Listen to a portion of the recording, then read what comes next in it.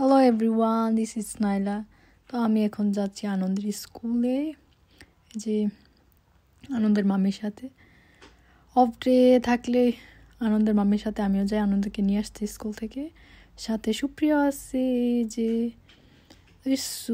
সু hot day. তো যাই হোক, আনন্দের স্কুলে থেকে আনন্দকে রিসিভ করলাম।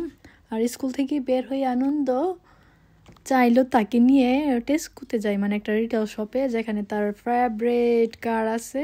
সে আগের দিন যে চুজ করে আসছিল আর আমাকে পাইছে, জানে ওর মাম্মি কিনা দিবে না, সেজন্য আমাকে নিয়ে গেছে।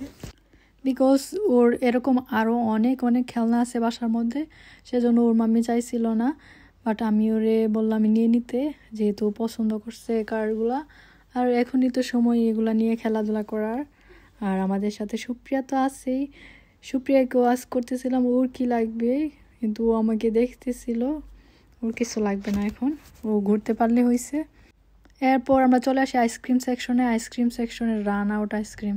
তারপর আমরা কিনে নিছি। আর এরপরে চলে আসি ভেজিটেবল প্লেসে। ভেজিটেবল আমরা কিছু নিলাম এখান থেকে। দেন আমরা ফ্রুট সেকশনে আসি।